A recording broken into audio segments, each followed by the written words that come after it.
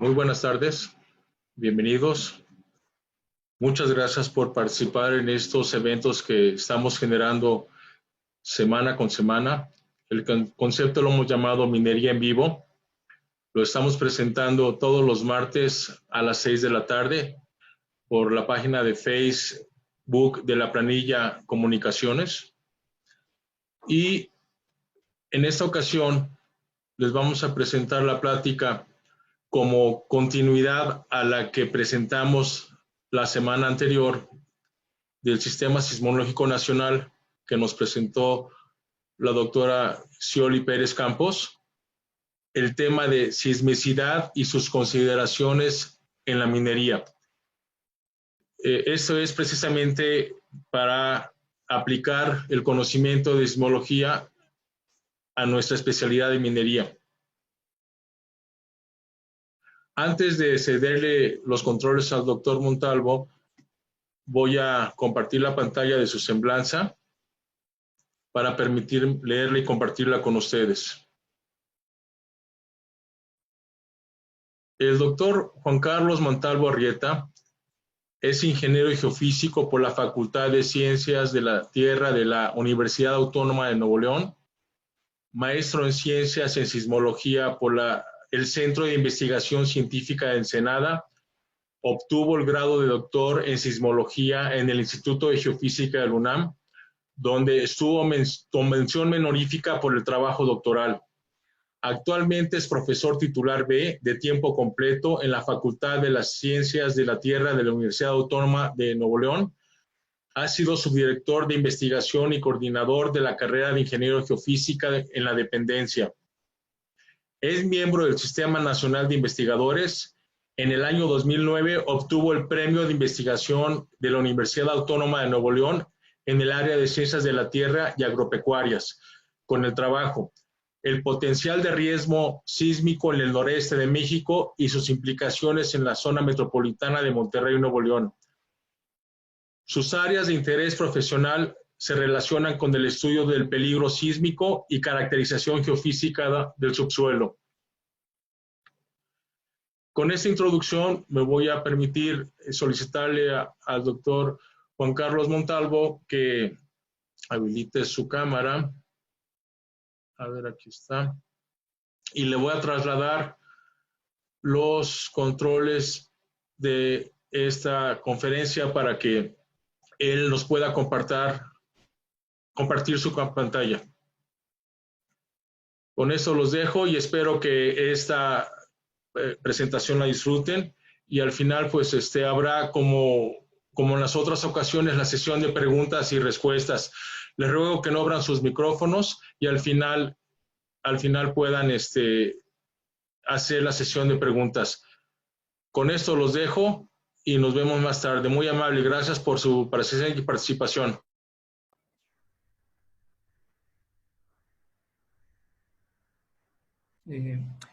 Buenas tardes. ¿Sí pueden ver la pantalla?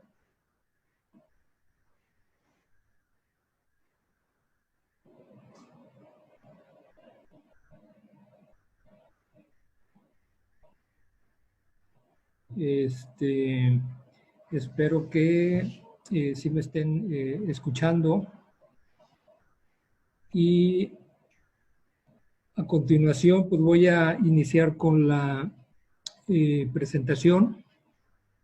Quiero agradecer a Andrés Robles Osoyo por la invitación a dar esta plática con ustedes en tiempos de pandemia, en donde pues en la seguridad de nuestras casas tenemos un espacio para poder externar y platicar sobre las actividades que estamos haciendo. Entonces, sin más preámbulos, gracias por la presentación de introducción. Y el tema que voy a platicar el día de hoy con ustedes, como ya lo mencionó Andrés Robles, es sismicidad y sus consideraciones en la minería.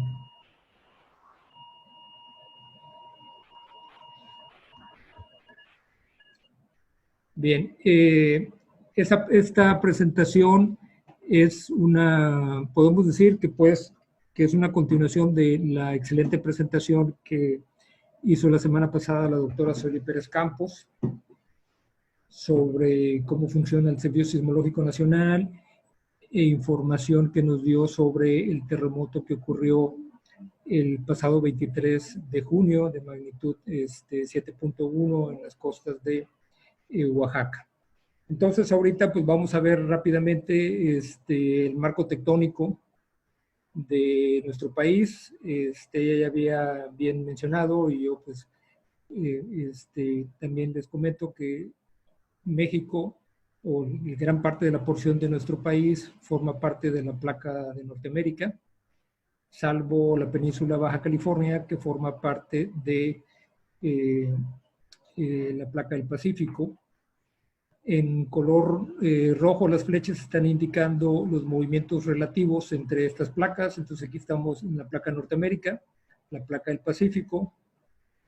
Por otro lado, el contacto entre la placa del Pacífico y la placa de Norteamérica es en el Valle de Mexicali a través de esta falla lateral, que podíamos visualizarlo de dos maneras, como el inicio de la falla San Andrés o como la culminación de la falla San Andrés, dependiendo de dónde lo estamos viendo, desde San Francisco hasta México, o desde San Francisco hasta Mexicali, o de Mexicali hasta San Francisco. Y después, adentrándonos en el Golfo de California, pues el límite se convierte en un límite extensional, en donde hay generación de nuevo material cortical en algunas partes y fallas laterales. Un poco más hacia el sur, la placa de Norteamérica entra en contacto convergente con dos placas, la placa de Rivera, que es un poco más pequeña, y la placa de Cocos. Estas dos placas están en subducción debajo de Norteamérica, y pues de manera general en este límite de placas es donde se han observado la mayor parte de los terremotos más fuertes que han ocurrido en nuestro país.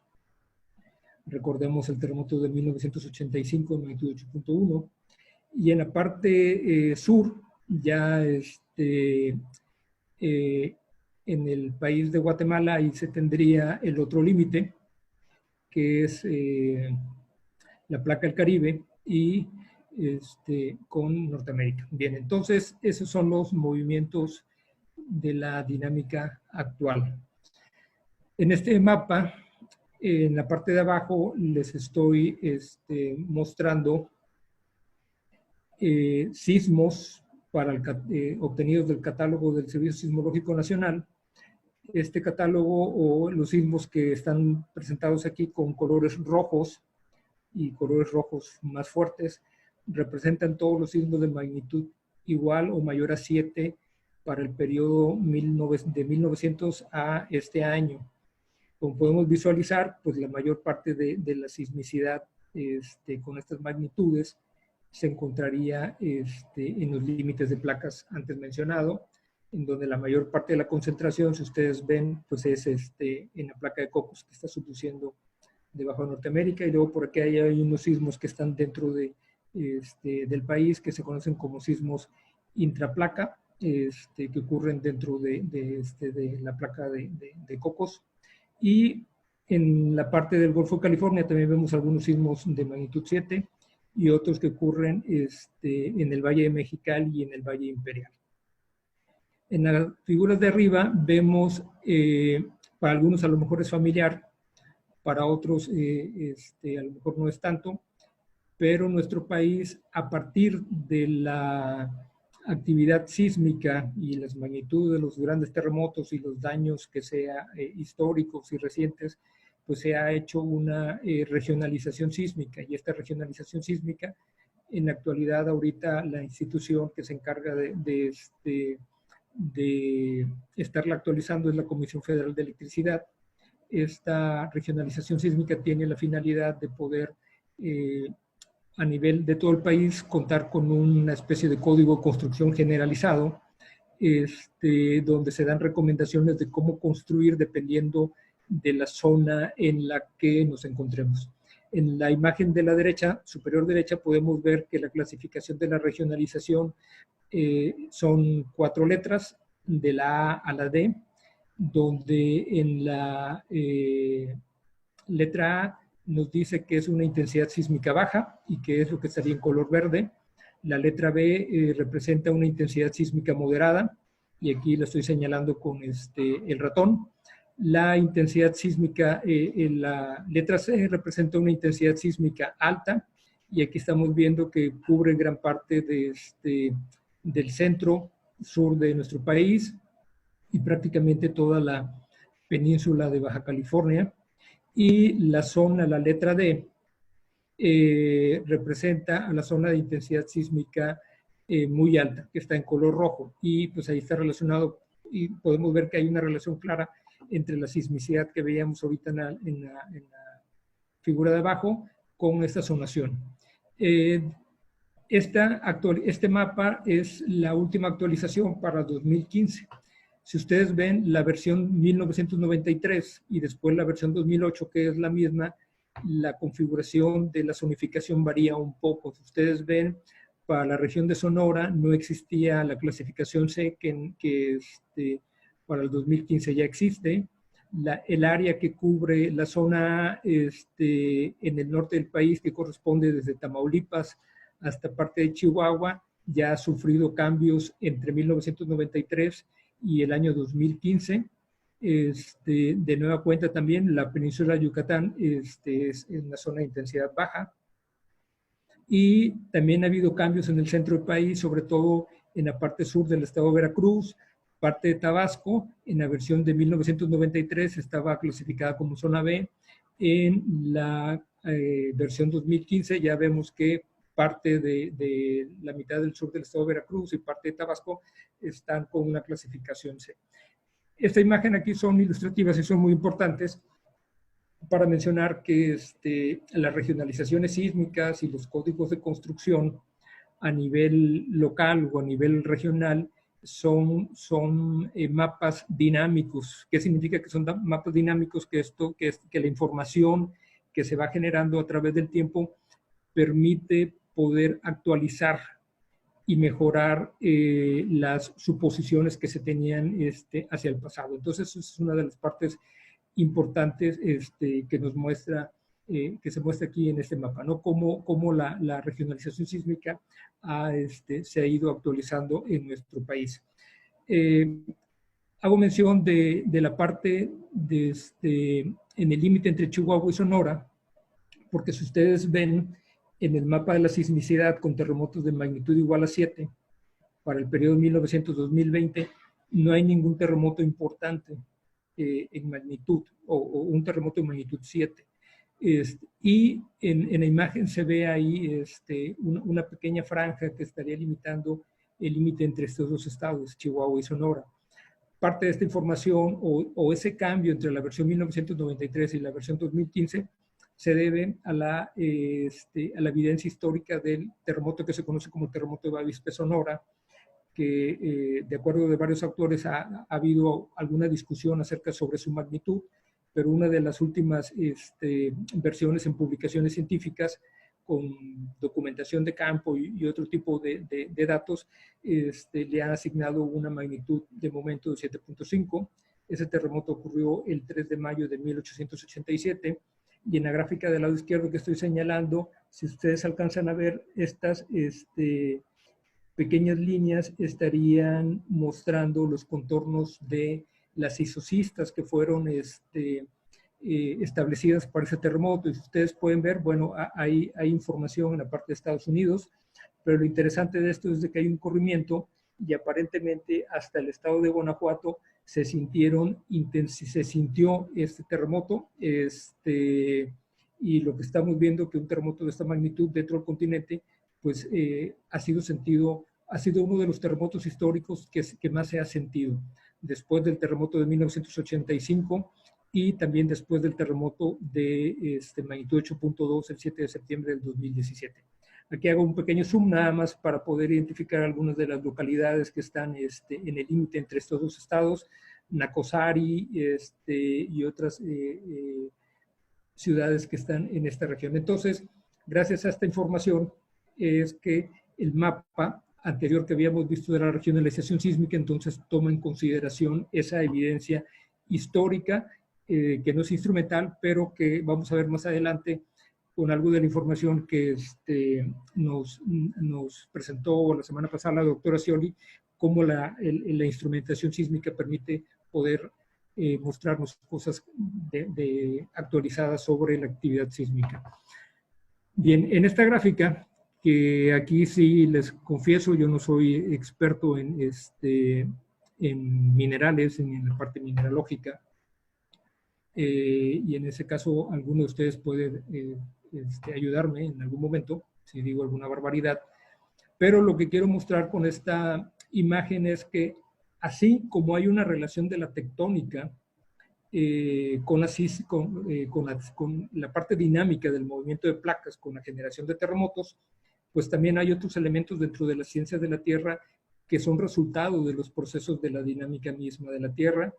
Obviamente, a diferencia de los terremotos, procesos como la generación de yacimientos minerales, sus procesos son más largos que la generación de un terremoto, que es una liberación de energía en tiempos relativamente cortos, como mencionaba la doctora Scioli la semana pasada, y algo muy interesante cuando hizo referencia acerca de la duración del terremoto.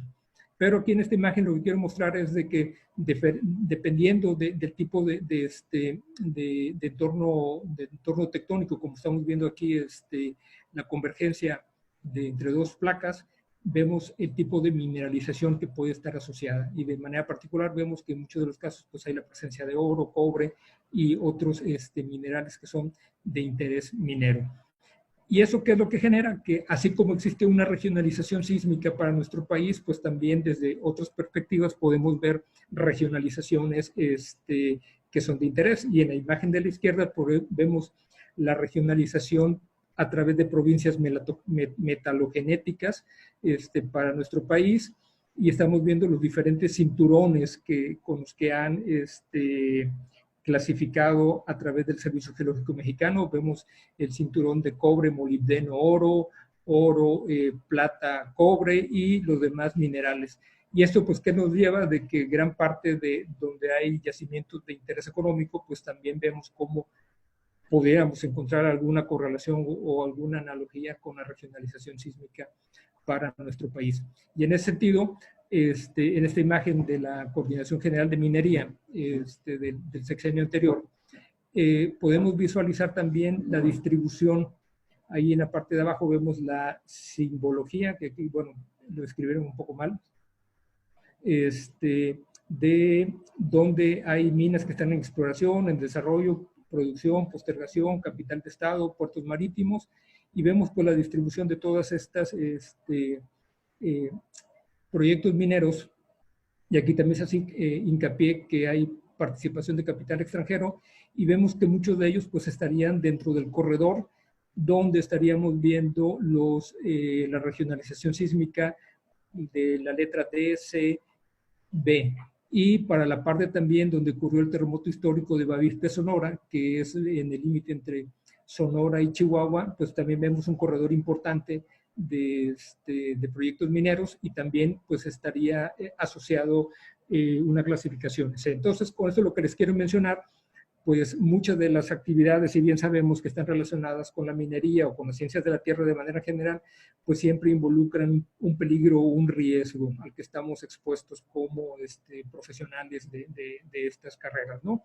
Y sobre todo en muchos de estos casos ustedes sabrán mejor que un servidor, muchos de estos proyectos mineros pueden ser minas subterráneas, algunas de ellas minas a cielo abierto, pero sobre todo aquí algo de interés es ver si en algún momento grandes terremotos han tenido alguna implicación en estos desarrollos mineros. Entonces, en este sentido, pues aquí hay algún par de láminas que les voy a presentar que tienen algo de texto, y esta parte del texto pues es nada más como ilustrativo para las cosas que quiero describir.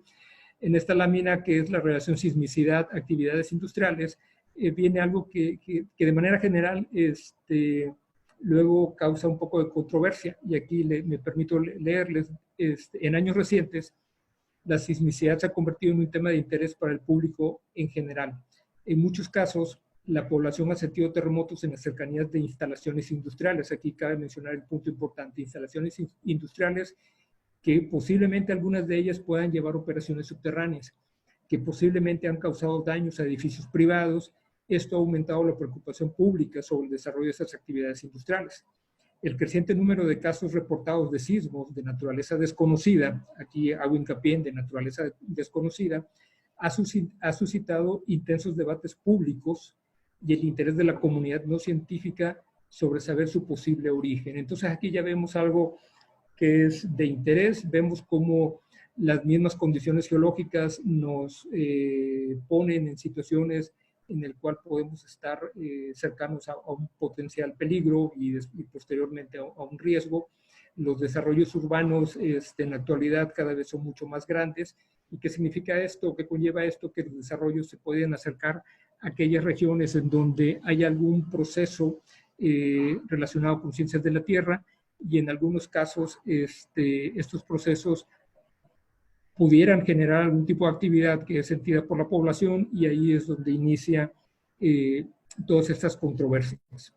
Bien, voy a, en esta lámina me permití tomar 3 imágenes de la presentación de la semana pasada de la doctora Scioli, pero que son muy importantes para la parte que voy a explicar, y sobre todo ella dio un detalle muy significativo.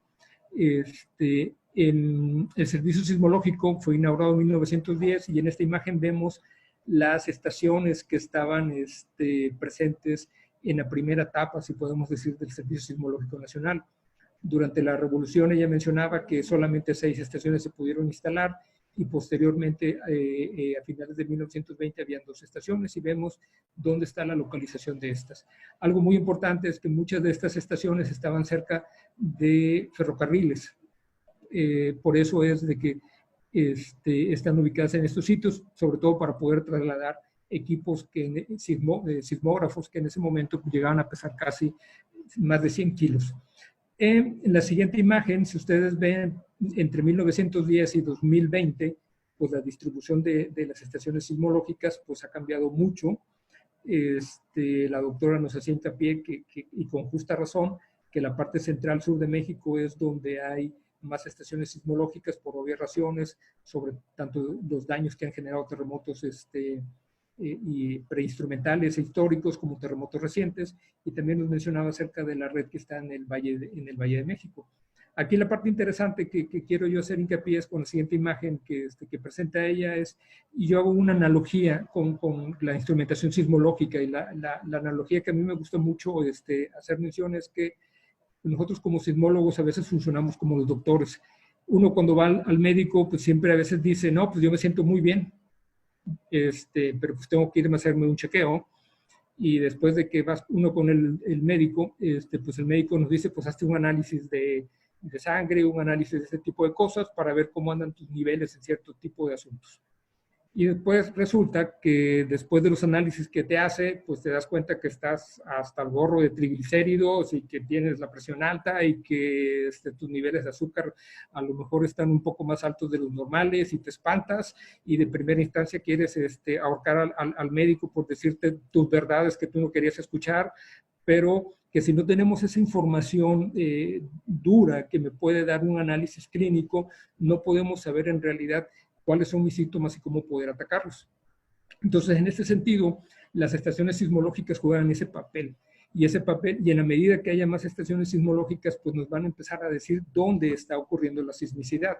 Y esta imagen que presentó ella es pues muy importante, porque vemos cómo es la evolución para 4 diferentes periodos de tiempo, entre 1900 y 1973, que era cuando estaba la primera etapa del Servicio Sismológico Nacional, y después cómo fueron instalándose nuevas estaciones.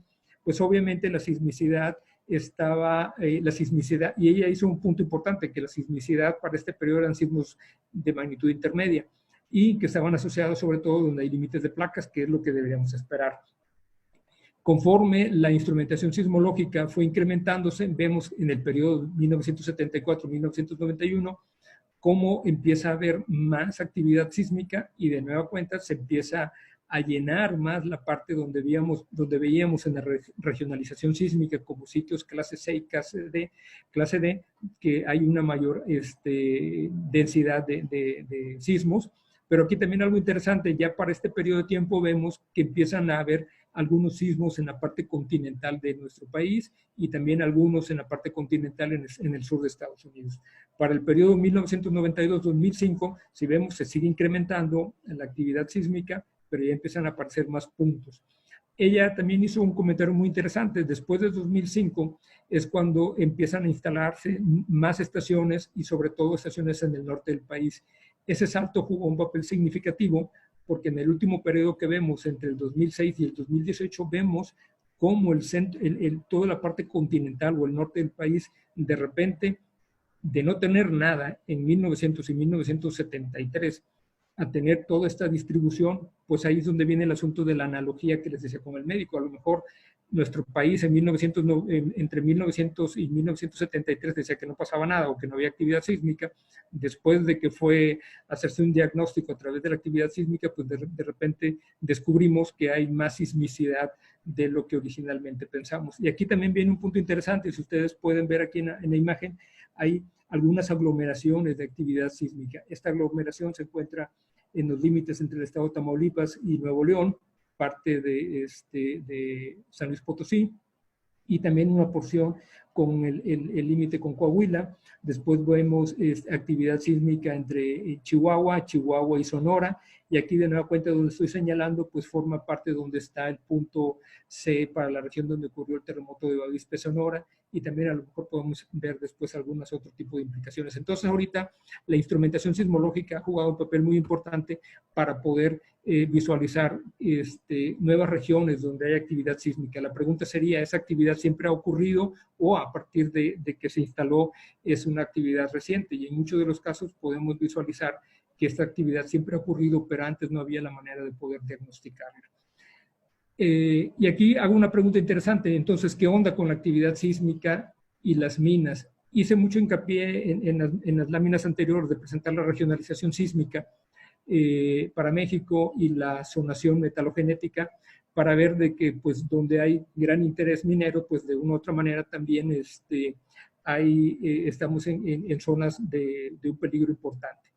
Entonces, aquí en esta parte se menciona, aunque en la literatura científica existen pocos casos publicados sobre daños ocasionados por terremotos a la infraestructura de una mina, se sabe cuando estos se han podido documentar o la manera de que se ha podido saber de esta información es que de manera general están asociados a cortes de caminos, productos de fallas en taludes, desprendimientos de material, o en este sentido, dependiendo del tipo de mina, si es subterránea o a cielo abierto, van a pasar algunas de estas cosas. Por ejemplo, en el caso de minas subterráneas, los daños pueden estar asociados con deslizamientos o desprendimientos de paredes y o el techo de un túnel. En la parte de cielo abierto, deslizamientos o caídos de roca, desde niveles superiores en minas a cielo abierto, los cuales ponen en riesgo al personal y a la infraestructura que se encuentra en el área. Entonces, las minas, dependiendo de su naturaleza, van a estar expuestas a algún tipo de peligro y riesgo por terremotos. Sin embargo, como les mencionaba, en la literatura científica, pues no hay muchos casos de la relación entre estos dos. Entonces, pero sabemos que hay actividad sísmica y a nivel mundial sí hay casos de sismicidad relacionado con actividad minera. Entonces la pregunta es, si terremotos de origen natural se conoce poco acerca de que puedan causar algún daño, ¿por qué si hay evidencia de sismicidad en minas o en otro tipo de actividades que son generadas por antropogénicas, que son generadas por actividad humana? Entonces aquí se menciona en la parte superior la tectónica de placas en su forma más simple considera que las placas son rígidas y se espera que la mayoría de los terremotos ocurran en los límites de placas. Voy a regresar a la lámina que nos presentaba la doctora Scioli, y eso a lo mejor lo podemos visualizar en esta parte. O sea, aquí si ustedes ven en esta imagen, pues la mayor parte de la sismicidad estaba relacionada donde hay el contacto entre estas dos placas. Sin embargo, el hecho que se originen sismos intraplaca, esto es lejos de los límites de estas, y en nuestro país sería al interior del continente, y que estos puedan ser de grandes magnitudes, como ya veíamos el terremoto de Bavispe de magnitud 7, y también sabemos que en Parral, Chihuahua, ocurrió un terremoto de magnitud 6.4, también de manera histórica, ahorita ya sabemos que ocurrió un terremoto de magnitud 6.1 en los límites entre Nuevo León, Zacatecas y Coahuila.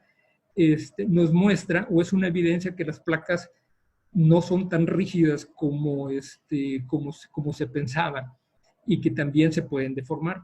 ¿Cuál es la diferencia de la cantidad de terremotos que se generan lejos de límites de placas? Es que los procesos de movimiento, los procesos de deformación son mucho más lentos, y esto genera que grandes terremotos que puedan ocurrir al interior de los continentes, sus periodos de retorno, como es la manera de poder llamarlos, son de plazos o de periodos más largos. En algunos casos se puede contabilizar que pueden ocurrir terremotos importantes de magnitud 7, por ejemplo, cada 1000 años, cada 2000 años o cada 10.000 años en algunas regiones del planeta. La pregunta de esto es, siempre como sismólogos, ¿cuándo fue ese último gran terremoto? Si fue y en qué etapa estamos, ¿no? Entonces, por eso es importante la instrumentación sismológica y otras actividades que se hacen en la parte geodésica para poder estudiar los procesos deformacionales. Entonces, pero hay un punto muy importante. Como las placas no son rígidas hacia el interior de los continentes, hay un proceso de esfuerzos que está ahí latente, y que ese proceso de esfuerzos está ahí, y en la medida que ese proceso de esfuerzos en algún momento sea rebasado, pues se va a generar el terremoto. La pregunta, que esa es la pregunta del millón que todos quisiéramos saber para poder hacer pronósticos y predicciones de terremotos, es en qué parte hay una anomalía de esos esfuerzos. Y de manera particular, pues aún con todos los trabajos científicos que se están haciendo, podemos estimar o tener una idea de dónde posiblemente pueden ocurrir. Pero sí es importante que hacer mención que ese esfuerzo que puede dar lugar a terremotos por la dislocación de una falla están presentes. ¿Por qué es importante eso que les menciono? Porque eso lo vemos de manera frecuente en los terremotos naturales. Y los terremotos naturales de carácter tectónico, como en los límites de placas, pues ahí la deformación activa nos está mostrando que hay, por ejemplo, en el sur de México, cada 80 años puede haber un terremoto de magnitud 7, ¿no? O sea, la dinámica es tan alta que nos da para estar sintiendo terremotos importantes, y una persona que pueda alcanzar más de 80 años, que viva en el centro del país, es probable que pueda sentir uno o dos grandes terremotos en su vida, ¿no? A diferencia de personas que vivan en el norte del país, a lo mejor pueden vivir 100 años y nunca sienten un terremoto de magnitud 6 o magnitud 7 por esos periodos mucho más largos. Bien, entonces, además de los sismos naturales, también hay otro tipo de sismicidad, y que son sismos generados por actividades humanas. Y los sismos por actividades humanas en la literatura científica se pueden identificar de dos maneras. Se conocen como los induced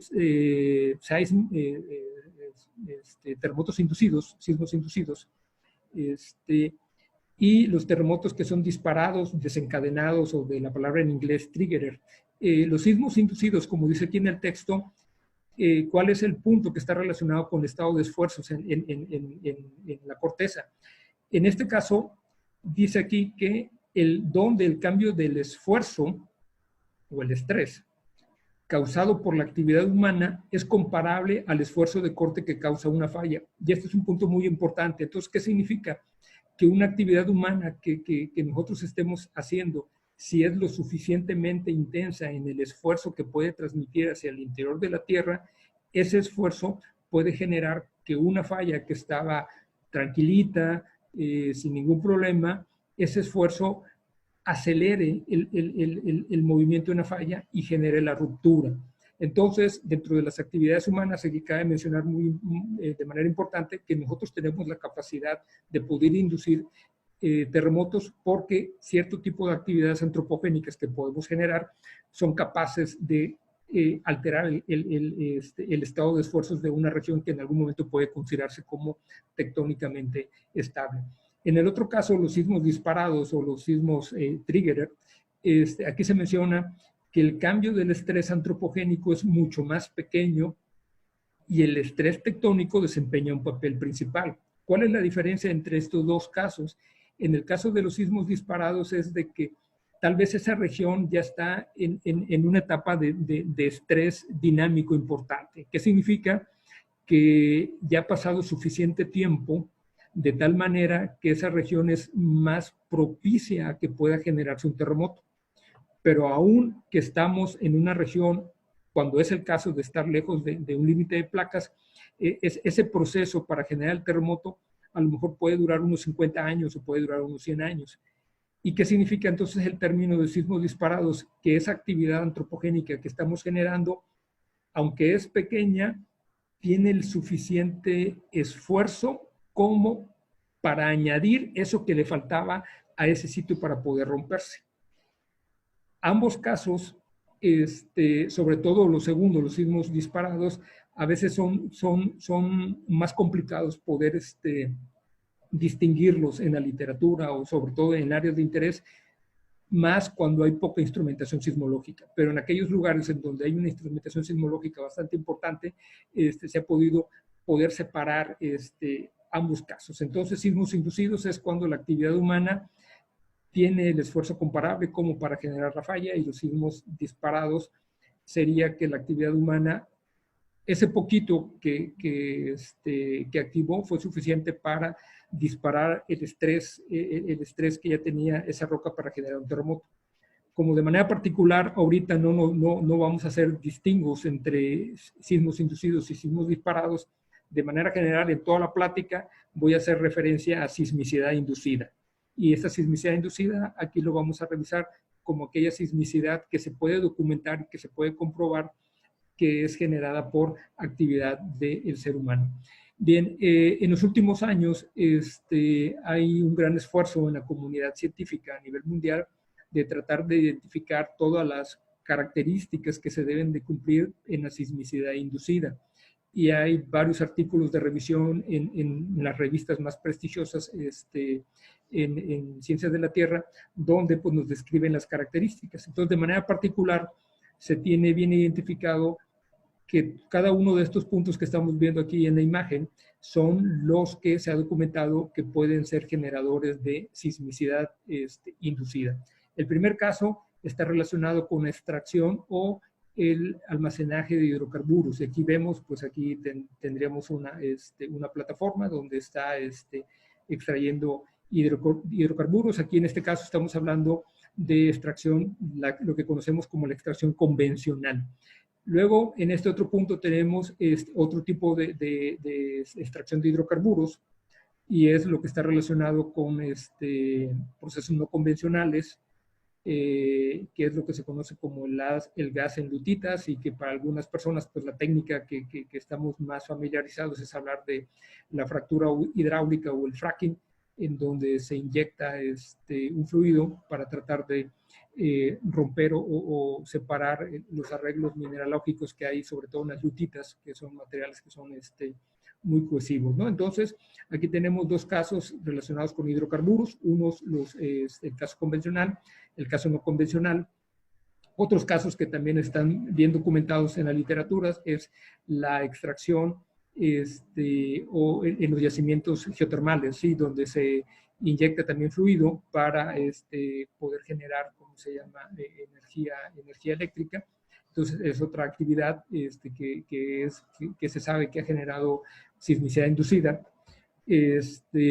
Luego tenemos las operaciones mineras, y estas operaciones mineras, tanto en cielo abierto o a profundidad, pues están relacionadas con procesos de detonación de cargas para poder extraer los minerales. Luego está otra parte que en los últimos años también ha empezado en algunos lugares a utilizarse. Todavía hay cosas que se desconocen sobre lo que le llaman el secuestro de CO2, y que en este caso también es la manera de extraer gas inyectando CO2.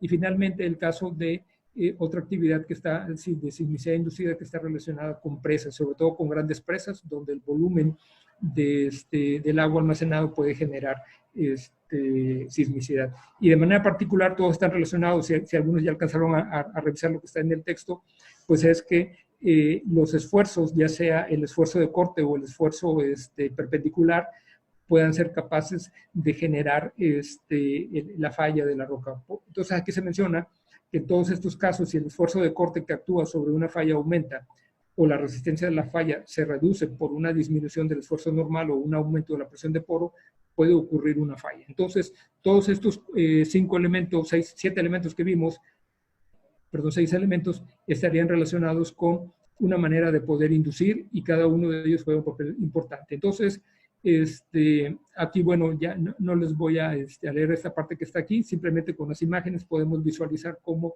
eso que veíamos aquí. Aquí están los 3 elementos que juegan un papel muy importante para el rompimiento de una falla. Aquí vemos el desplazamiento de la falla, cómo se estaría moviendo esta falla, y está el esfuerzo de corte, el esfuerzo normal a la falla y la presión de poro. Entonces, dependiendo cómo se dé la combinación de cualquiera de estos 3, puede dar lugar a que se genere un terremoto. Entonces, para el caso de, por ejemplo, inyección o extracción de fluidos, el agua puede canalizarse y por a través de la presión de poros lubricar y generar un desplazamiento en esta falla. En este caso, cuando tenemos un volumen que hay aumento o descenso de ese volumen, también esa carga hídrica y la presión de poro puede generar que fallas que están preexistentes en la región puedan romperse, o en el otro caso, que es el caso más claro, que es inyectar de manera en pozos fluidos con presiones muy altas para romper intencionalmente la roca, pues va a generar o dar lugar para esta sismicidad. Dentro de la revisión que estuve haciendo a nivel mundial, pues aquí podemos ver en ese trabajo publicado en el 2017, nos presenta donde estos autores tienen documentación de diferentes casos de sismicidad inducida generados por alguna de las características que vimos ahorita en la imagen anterior. Y los colores están indicando el caso cuando fue sismicidad generada por actividad geotérmica, por cuestiones de hidrocarburos, extracción de hidrocarburos, lo que está en negro, la inyección de aguas residuales, por ejemplo en Oklahoma, que es un caso muy significativo a nivel mundial, que dio lugar a un terremoto de magnitud 5.6 en el 2011 en la parte central de Estados Unidos. Luego, por ejemplo, vemos algunos otros casos como actividades mineras subterráneas en esta región de Sudáfrica, y aquí vemos algunos casos. Esto es otro trabajo que está, que es un trabajo relativamente reciente de este año 2020 por Gail Atkinson.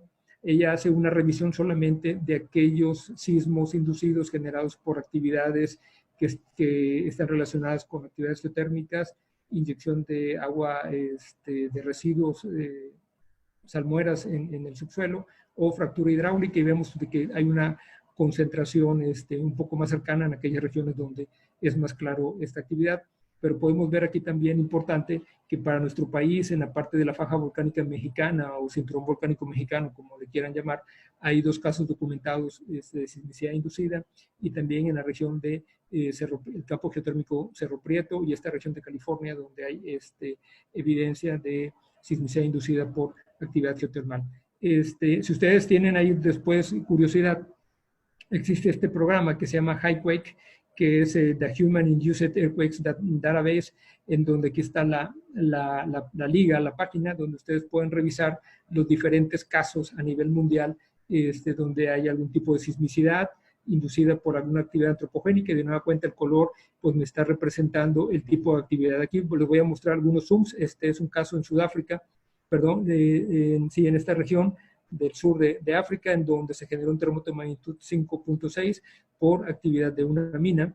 Esta región también en cerca del límite con México, un terremoto de magnitud 5.2 por una mina en Arizona. El caso de un sismo en el Valle Imperial por actividades geotérmicas, se habla aquí de un sismo de magnitud 6.6. Este otro que está en Baja California Sur, y los que están en el centro del país estarían asociados con actividad geotérmica. Y ustedes luego ven aquí un punto azul, que está en la parte de Nuevo León, que ahorita les voy a mencionar un poco sobre un trabajo que hicimos recientemente, que se hizo recientemente y ya está publicado. Entonces, la pregunta que aquí viene de interés es, si ya vimos que hay poca evidencia de que sismos de carácter natural han tenido algún efecto sobre actividades mineras, ¿cómo podemos empezar a explicar que en algunas regiones del país haya actividad sísmica, si es que tenemos la capacidad para poder distinguir si esta actividad sísmica es de carácter natural o es generada por actividades antropogénicas? Entonces aquí se menciona que aunque los eventos sísmicos cercanos a ciertas instalaciones industriales a menudo generan preocupación entre las comunidades locales, atribuir la causa de un terremoto a una actividad humana existente y discriminar entre sismicidad antropogénica y natural es más complejo de lo que se piensa. Entonces, para aquellas personas que cuando por ahí escuchamos de que este terremoto lo generó esto, pues no es tan fácil decir qué es el responsable. Pero sí volvemos al punto de la analogía que les decía, la instrumentación sísmica es como ir al médico, y esta instrumentación sísmica, en la medida que tengamos más estaciones, nos va a poder ayudar a discernir sobre la causa y el origen de esta actividad. Entonces les voy a hablar de manera, todavía quedan pendientes algunas láminas, espero que no se desesperen, de un caso en particular que estuvimos trabajando que está relacionado con sismicidad inducida, y ya luego vamos a ver otra perspectiva rápida de otras cosas que pasan en nuestro país.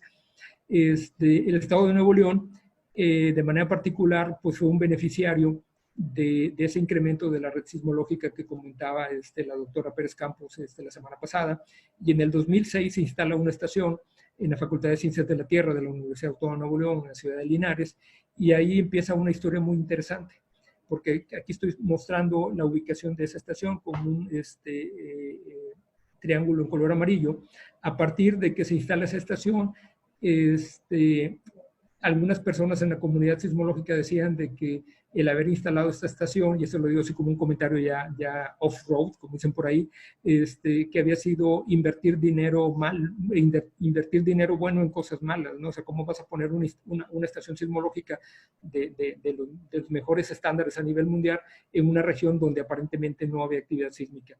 Y pues la gran sorpresa fue que a partir de que se instala esta estación sismológica, pues ¡pum!, se vino el boom de la actividad sísmica en el noreste de México. Y por ejemplo, en este mapa ahorita vemos todos estos puntitos en color medio rosado representan un registro sísmico o la sismicidad que se ha podido detectar con esa estación y con la posterior instrumentación de más estaciones. Aún con estas estaciones se tiene un radio de localización de sismos de magnitudes mayores a 3 hasta 300 kilómetros. ¿Qué significa? Que puede haber sismicidad que ocurre en alguna región de más pequeña que por la separación de las estaciones no se puede registrar y por lo tanto pasa de ser desapercibida, pero ahí está presente. Entonces hay una estación en Musquis, hay otra estación en Tamaulipas, en el sur de Tamaulipas, Querétaro, esto de Zacatecas, Zacatecas, en Aguascalientes, y estas de una u otra manera dan cobertura a la actividad sísmica que se está generando. Entonces, de manera particular, ahorita vamos a centrarnos en la actividad que estoy señalando aquí, que tiene el color violeta, y aquí les estoy marcando. Esta región está caracterizada como una zona A, que sería de bajo nivel de peligro sísmico, pero vemos las cosas que están pasando. Algo interesante de que vimos, y que en este caso sí podemos distinguir gracias a la presencia de esta estación del Servicio Sismológico Nacional en la Facultad de Ciencias de la Tierra y de estaciones temporales que se pusieron, y después la otra estación que se puso en colaboración con el Servicio Sismológico Nacional, es que han habido dos secuencias sísmicas importantes en el estado de Nuevo León.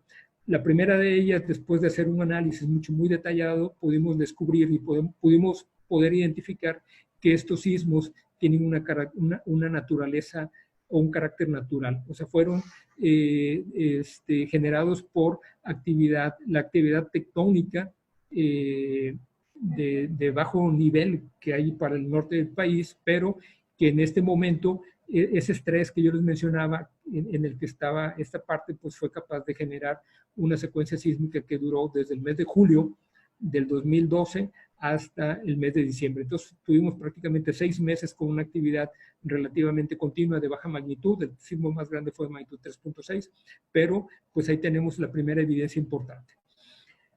Otra sismicidad que hasta el día de hoy todavía da mucho de qué hablar es una sismicidad que ocurrió en su provincia de Cuenca de Burgos, que estaría en la planicie del Golfo de México, en la parte norte.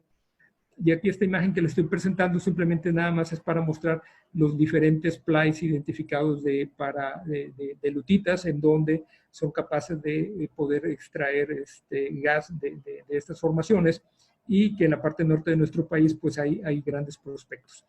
En esta imagen aquí está un pozo clase 2, que son los que son utilizados para la actividad de hidrocarburos, y en esta imagen estamos visualizando con diferentes colores, color azul y color amarillo, todos los pozos que están en Texas y la parte central de Estados Unidos. Entonces, si vemos la densidad de pozos es muy alta, y el hecho de estar inyectando o extrayendo gas o hidrocarburo, pues debe tener debe generar algo, ¿no?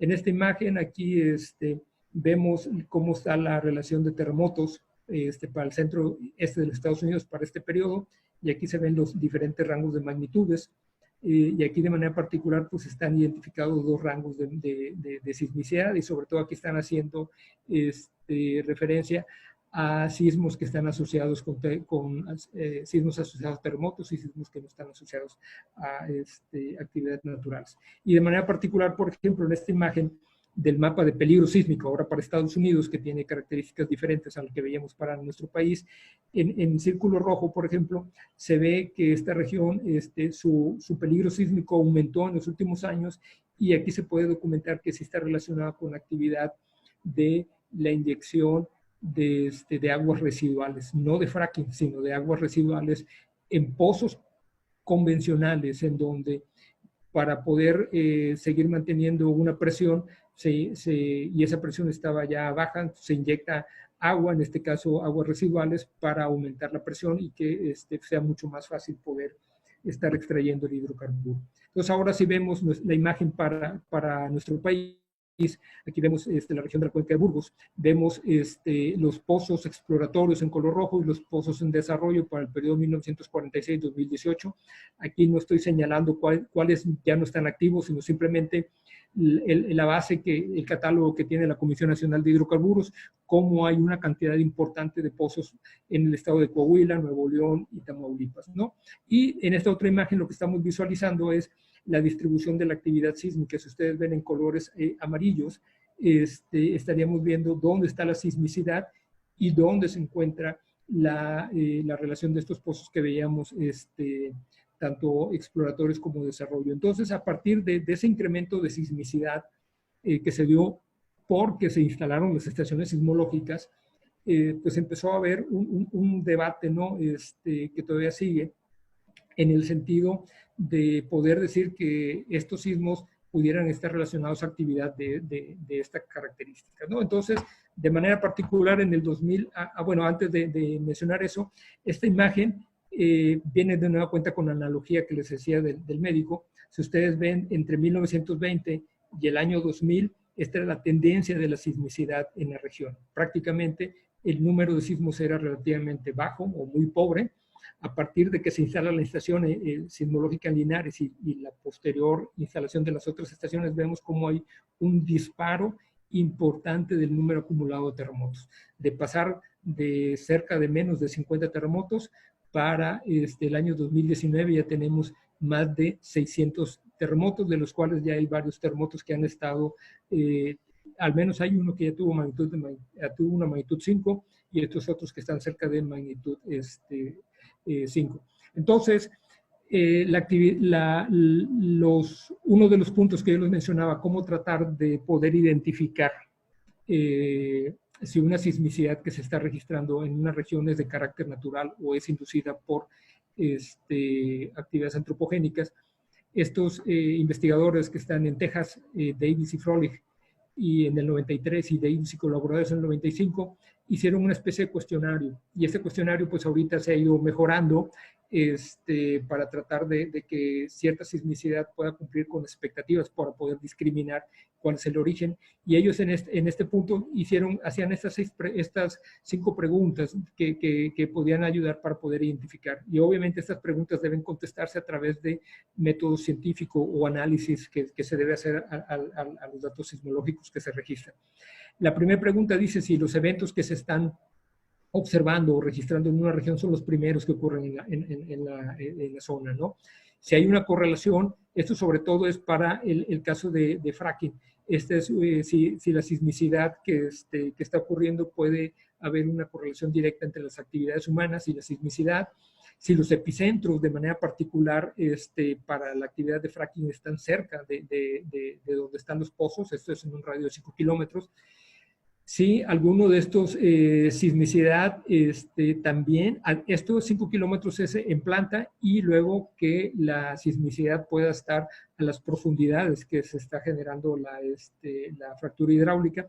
Y finalmente, si se tiene información de el fluido que se está inyectando, es capaz de poder, ese estrés que les mencionaba anteriormente, pueda ser rebasado para generar o inducir actividad sísmica. Entonces, regresamos con la imagen de los pozos, pero ahora simplemente les voy a poner los pozos que a través de la Comisión Nacional de Hidrocarburos nos dicen que son pozos donde se han hecho exploración y explotación de yacimientos no convencionales. Aquí vienen los años para los cuales han estado funcionando. Esta es la localización de los pozos. Los puntos que están en negro son pozos convencionales. Y aquí hacemos la diferencia con las estrellas en color verde con los pozos no convencionales. Luego por aquí vemos la sismicidad registrada. Entonces, de primera instancia, cuando alguien pone un mapa sobre los pozos de actividad de fracking, los pozos convencionales y ve la sismicidad, pues inmediatamente va a decir, no, pues sí hay una correlación, pero la pregunta es, vamos a tratar de hacer un estudio de detalle para saber si podemos encontrar una relación entre ellos.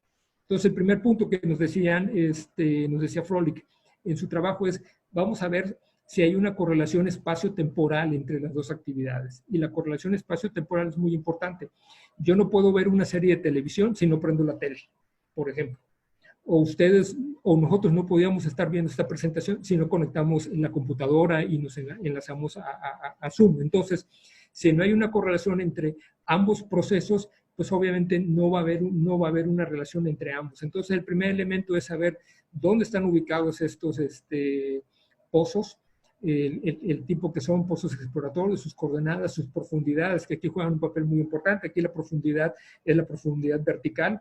Y como bien sabemos, o para las personas que no saben, en alguno de los casos de pozos se pueden dirigir. Esto es, después de que llegan a cierta profundidad, se puede seguir haciendo la perforación de manera horizontal. Entonces, en estas dos imágenes vemos la profundidad vertical de los pozos y luego hasta dónde llegaron de manera horizontal para esta profundidad. Entonces, estamos hablando que son pozos que anduvieron en profundidades alrededor de los 3 kilómetros a partir de la superficie y llegaron a tener una extensión horizontal de casi 2 kilómetros, 1.7 kilómetros para cualquiera de estos 4 pozos.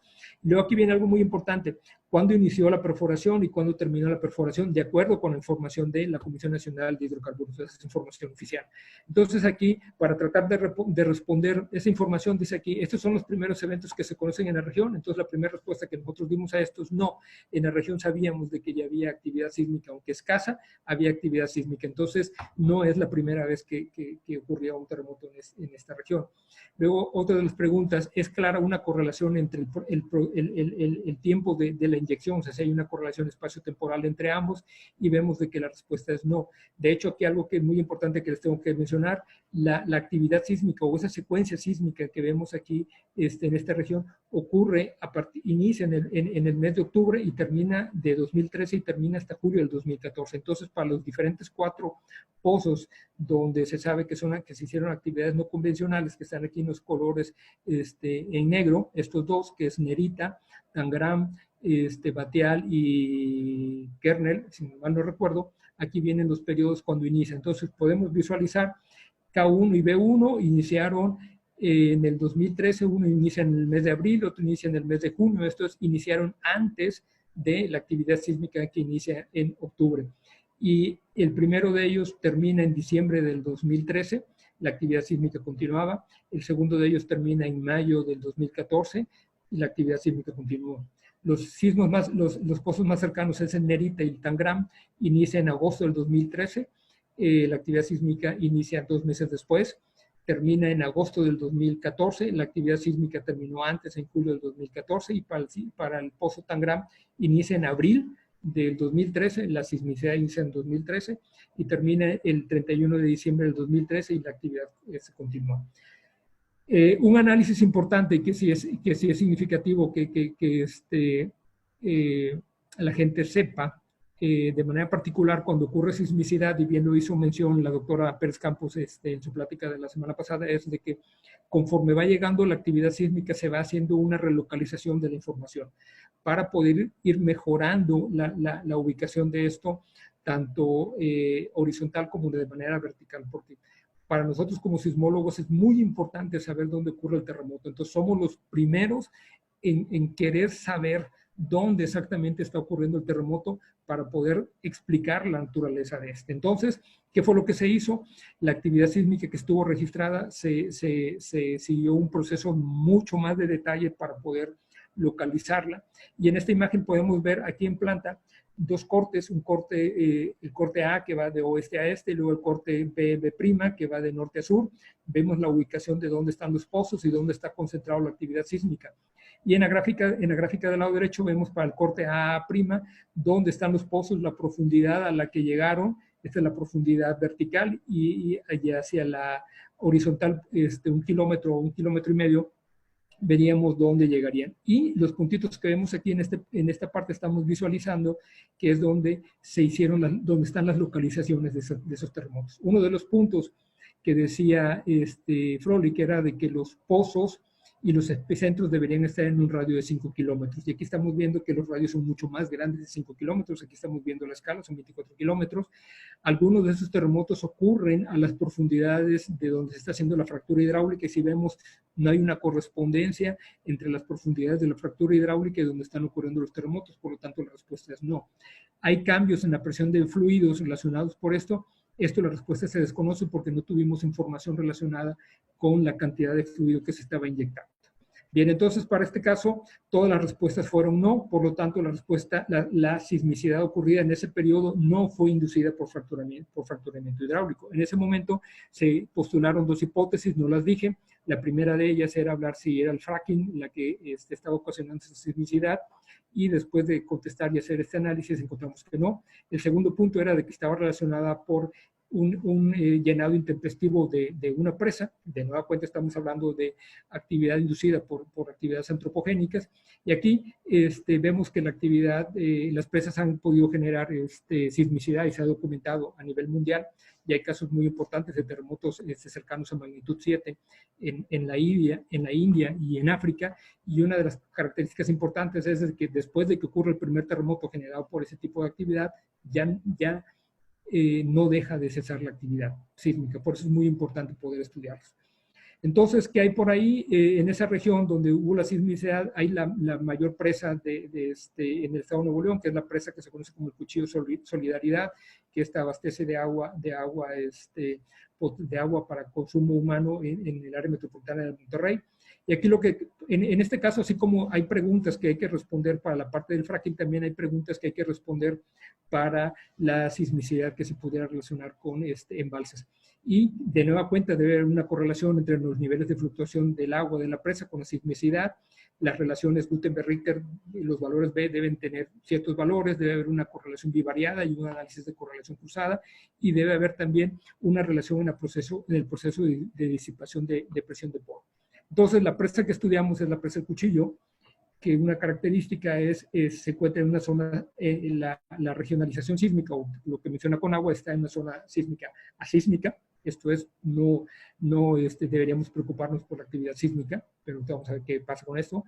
Y es una presa que tiene la capacidad de tener más de 1.100.000 metros cúbicos de almacenamiento. Entonces es una presa bastante grande. En México es la presa, creo, una de las presas más grandes para agua que está utilizada para consumo humano.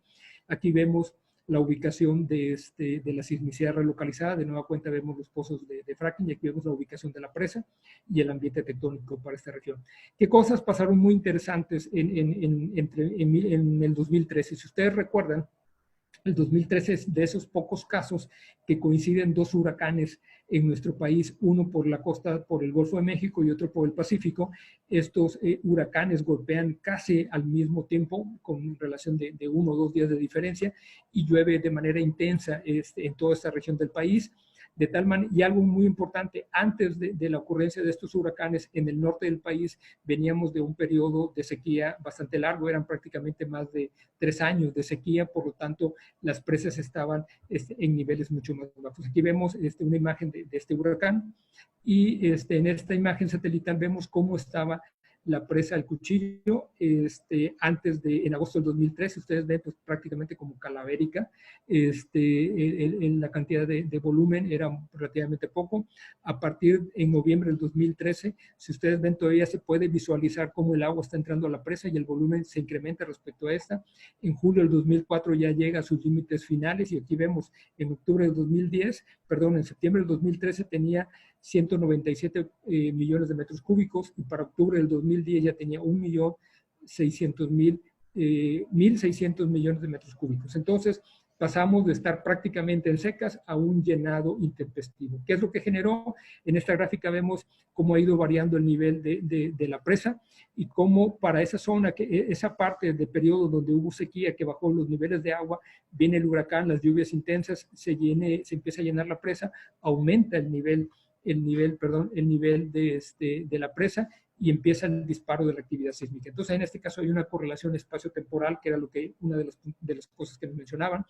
Los valores, el valor de B, que es un análisis estadístico que se le hace a los datos, nos dice que para el caso de presas, los valores deben ser alrededor de 1 cuando es sismicidad inducida, y pueden ser menores a 1 o mayores a 2 cuando es sismicidad de carácter natural. Entonces aquí estamos comparando las dos secuencias sísmicas, la de carácter tectónico tiene un valor de 2.9, y la para el Cuchillo, que tiene un valor alrededor de 1 y que está relacionada con actividad sísmica. Aquí vemos esa correlación cruzada que mencionaba: aumenta el nivel del agua, aumenta la actividad sísmica. Entonces estadísticamente hay una correlación entre estos. El valor de la correlación de Pearson fue de 0.64, y aquí nos dice que son los valores en los que deben andar desde menos 1 a 1, y conforme nos acercamos a 1 significa que estadísticamente hay una correlación entre estos dos procesos.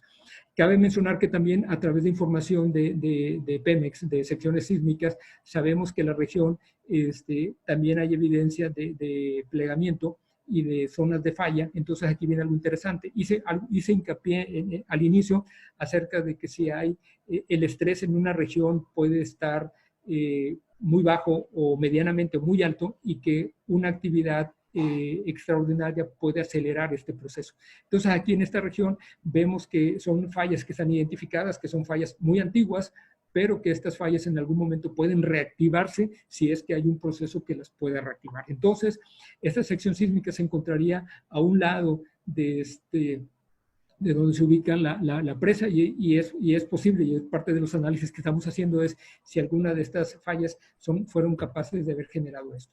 En el otro caso, veíamos que también en los casos de sismicidad inducida por el efecto de la presión de poro, la presión de poro puede jugar un papel muy importante para disparar esta actividad. Y hay un coeficiente muy importante que se habla acerca de la difusividad hidráulica, y esa difusividad hidráulica varía con estos valores, desde 0.01 hasta 10.000 metros cuadrados por segundo, siendo el rango entre 0.1 a 10 es donde, cuando la difusividad hidráulica anda en estos valores, Talgoan y colaboradores en el 2007 dicen que se espera activación o reactivación de fracturas preexistentes, y que estas van a generar actividad sísmica. Entonces, lo que nosotros hicimos es calcular esa difusividad hidráulica. Escogimos varios terremotos que ocurrieron en esa secuencia, los terremotos cercanos al inicio, terremotos en la parte intermedia y en la parte final de esa secuencia sísmica, para ver si estos sismos pudieran tener una relación a través del proceso de disipación de presión de poro. Esta fue la ecuación que estuvimos resolviendo y que trabajamos. Y aquí viene algo interesante. Son 5 terremotos. que ocurren en estos periodos. Aquí vemos las magnitudes, las distancias horizontales entre el sismo y la cortina de la presa, la profundidad a la que ocurrieron, su distancia hipocentral, el tiempo de retraso de la ocurrencia de terremoto respecto al llenado de la presa y el valor de esa difusividad hidráulica. Aquí vemos que entre más cercanos estuvimos, 31 meses después de que se llenó la presa, los valores eran bastante altos, ya están en el rango entre 0.1 a 10. Conforme llegamos al mes de junio, los valores empiezan a ser mucho más pequeños y empiezan a acercarse a 0.1. De hecho, posterior a esta época, la sismicidad disminuyó y que es la conclusión de que se llegó a un proceso de estabilidad de la presa o en el estado de esfuerzos para la región. Entonces, la sismicidad estuvo relacionada por más de 8 meses. Entonces, visualizando todas las preguntas que estos señores hacen, así como se vio para el caso del fracking, vemos que todas las respuestas se cumplen. Por lo tanto, esa sismicidad que ocurrió durante ese periodo de octubre del 2013 al 2014 sí fue inducida por la presa y en este caso fue inducida por actividad del ser humano. Aquí nada más para mostrarles dónde está la presa, la sismicidad y esa correlación que se da. Y los resultados de ese trabajo fueron publicados en el 2018 en esta revista que es el Boletín de la Sociedad Sismológica Americana, y aquí están todas las personas que colaboraron en ese trabajo, y aquí también está incluida la doctora Pérez Campos. La pregunta aquí también viene, y ya voy a finalizar, ¿hay otros casos de sismicidad inducida o que se han reportado para nuestro país? Y aquí vemos que en este trabajo de Buitze, en el 2020, también es un trabajo, como diríamos nosotros en el argot, es como una tortilla caliente, o sea, acaba de salir dentro de este año, hacen una revisión de sismicidad por actividad geotérmica y vemos de nueva cuenta lo que ya les había mencionado, que se tienen documentados 2 casos para el centro de México y para el Valle de Mexicali. Y el último punto que estaría relacionado con la parte de minería es cómo podemos distinguir actividades mineras que pueden generar sismicidad.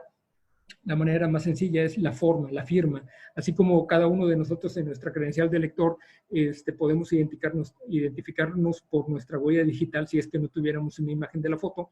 Los terremotos, dependiendo de su origen, también tienen una huella digital que los hace característicos y como sismólogos esas huellas digitales son las que buscamos. Si ustedes pueden visualizar aquí, estas son las pelotas de playa que comentaba la doctora Ceoli Pérez Campos la semana pasada, que están relacionadas para terremotos de carácter natural.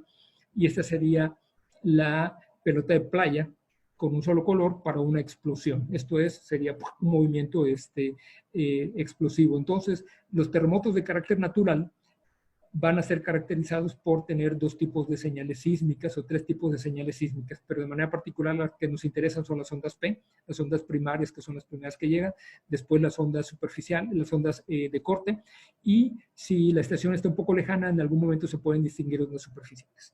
Ese es un terremoto un poco lejano, y luego por aquí tenemos otro caso, un terremoto donde se alcanza a distinguir la onda P y la onda S, o aquí nos están diciendo estos autores que esto se puede distinguir como un terremoto, y los que están en color rojo estarían relacionados con explosiones de bombas. Si ustedes ven una característica que tiene la huella digital para un sismograma generado por una explosión, es que carecen de ondas superficiales y de ondas S, o que si existen esas, sus amplitudes son muy pequeñas. Prácticamente toda la amplitud está relacionada con las ondas primarias y hay una ausencia o una disminución de ondas superficiales. En este caso, en la página del Servicio Sismológico Nacional encontré que para la estación de banda ancha que se encuentra cerca de la ciudad de Nacosari, se tiene el registro, y este registro se pudo correlacionar con una explosión. Esta explosión se registró en la estación sismológica de banda ancha en Nacosari. Se aprecia claramente el arribo de ondas P, mientras que las ondas S no son apreciadas, y pudiera estar relacionado con una explosión inducida. Entonces aquí vemos la característica de esta imagen y volvemos a un recuento de la información que la doctora Ceoli Pérez Campos nos presentó. El hecho de que haya más instrumentación, vamos a empezar a ver sismicidad donde sabíamos o donde pensábamos que no existía. En esta imagen regresamos a los límites entre México y Estados Unidos, entre Sonora y Chihuahua, la región donde se encuentran estas actividades mineras, que es la mina La Caridad y la mina de Cananea. Aquí podemos ver cómo se visualizan, y en este particular vemos la distribución de sismicidad en esta región, que es una sismicidad bastante interesante y que deberíamos estudiarla con suficiente detalle para saber cuál es el origen de esta sismicidad. sismicidad. Y para finalizar, y gracias por tener la paciencia suficiente para escucharme, y les pido una disculpa si me tardé un poquito, en las conclusiones para ese trabajo aquí lo que les menciono es la sismicidad inducida es un tema de debate a nivel científico, político y social, ya que es uno de los temas donde la información errónea, y es muy importante, la información errónea puede tener un impacto socioeconómico negativo. Por eso debemos tener mucho cuidado con ese tipo de cosas. La complejidad del problema en combinación con escasa y fragmentada documentación disponible hace que sea difícil tener una idea clara de cómo el problema de la sismicidad inducida está siendo gestionado actualmente por las diferentes agencias gubernamentales. Y eso puede generar, si no hay un consenso, pues pueden haber señales encontradas y no saber a quién creerle. Unos pueden estar a favor, otros pueden estar en contra, y eso genera que el avance técnico-científico pueda limitarse y no ayudarnos. Por otro lado, algo muy importante, y que eso es algo que espero que les haya quedado en mente en esta plática, es que el monitoreo sísmico es muy importante. Es la única manera que vamos a poder nosotros saber si un evento que está ocurriendo, cuál es su naturaleza. Por lo tanto, el monitoreo sísmico debe permitir registrar, localizar y caracterizar la actividad sísmica o cualquier tipo de sismicidad, así como para... ¿Por qué? Porque queremos ayudar en algo, reducir el riesgo de eventos críticos.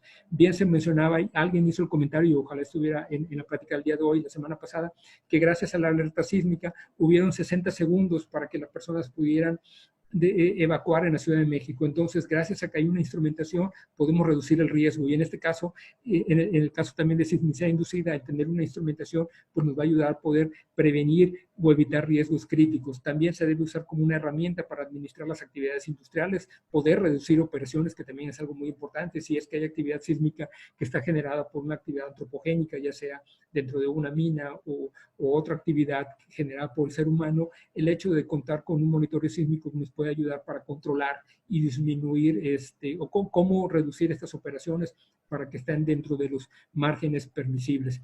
Aunque muchos sitios carecen de una red. ¿Cuál es el problema? Que muchos sitios carecen de una red de monitoreo adecuada y por lo tanto pues no existe un control sobre esto. Una red óptima de monitoreo microsísmico combinado con procedimientos de análisis de datos sofisticados permite el reconocimiento de la ocurrencia y migración de la sismicidad inducida en etapas tempranas de los proyectos, así como su evolución espacio-temporal. Puede usarse para rastrear migración de fluidos, identificar posibles interacciones con fallas preexistentes conocidas, asegurando así operaciones más seguras. Y esto es muy importante tanto en actividades mineras como en otro tipo de actividad, que sabemos cuando estamos dentro del Tajo que vamos a encontrar zonas de mineralización o que las zonas de mineralización van a estar asociadas a fallas. Entonces son estructuras que estuvieron ahí, que a lo mejor en este momento no están activas, pero un proceso de más puede generar que se reactiven, y el problema es de que este proceso de más no permita que se reactiven más allá de lo que se quisiera que se reactivaran, pudiendo generar en algunos casos terremotos hasta magnitud 6. Por eso es muy importante esa red de monitoreo sísmico para poder tener un control de lo que se está haciendo. Y finalmente, un debate que se da a nivel mundial es cómo esos datos que se están generando en cualquier aspecto relacionado con la actividad antropogénica se deben manejar. Deben ser privados solamente de las personas que están llevando a cabo esto, ya sea del gobierno o ya sea de una industria privada, o deben ser públicos. Porque un debate de la parte pública es que de la parte pública, y sobre todo en el aspecto de instituciones responsables que puedan poder procesar ese tipo de datos, porque el hecho de que pudieran ser visualizarse con ojos neutros y poder entender el proceso de que se está ocurriendo para poder aumentar, y sobre todo el hecho de que pudieran haber como especie de árbitros, en este caso árbitros neutros, nos va a permitir que se pueda tener una respuesta lo más cercana a la realidad, y con la finalidad sobre todo de algo. Hace rato mencionaba que la sismicidad inducida es un debate científico, político y social, y el problema en la parte social es que luego hay mucha gente que no tiene conocimiento sobre esto y es la que más opina, y en algún momento puede generar opiniones sin ningún sustento científico. Por lo tanto, el hecho de tener un control de esa actividad sísmica puede aumentar la aceptación social de las actividades industriales. Esto es, si lo diagnostico con tiempo, puedo aceptar que este proceso se puede hacer y las responsabilidades que conlleva con esto. Muchas gracias. por escucharme y le voy a ceder el micrófono a ver,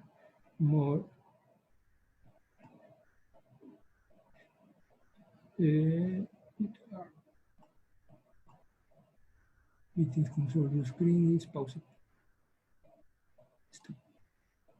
Ok.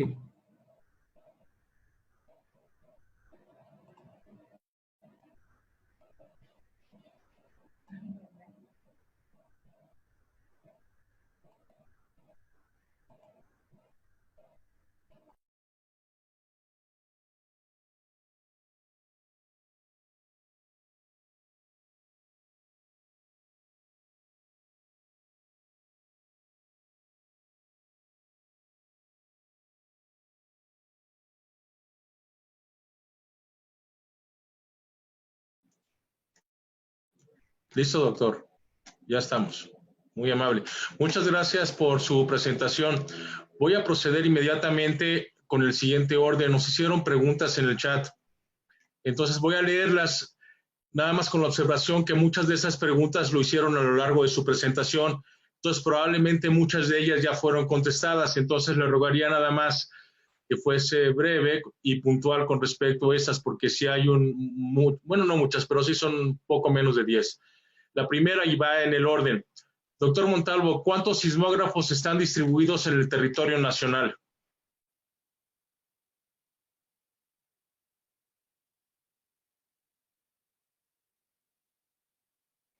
Debe de habilitar su micrófono, abajo del lado izquierdo. Todavía lo tiene en silencio. Ahí está. Ay, no, todavía no.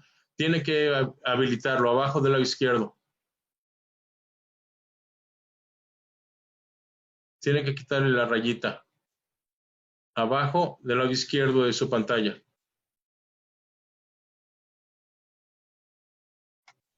Todavía lo tiene en silencio. A ver, déjeme ver. A lo mejor.